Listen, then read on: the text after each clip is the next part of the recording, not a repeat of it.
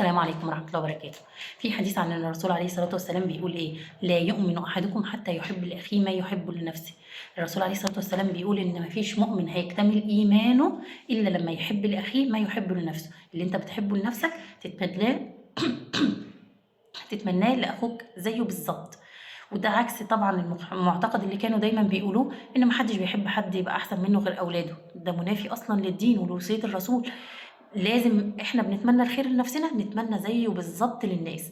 الخصلة دي مش هيقدر عليها غير واحد سليم الصدر، ما عندوش لا غل ولا حقد ولا حسد للي حواليه. اصل مش معقول انسان اصلا بطبعه وهو حاسد او حاقد هيتمنى الخير للناس ازاي وهو اصلا بيتمنى زوال النعمة من عند الناس.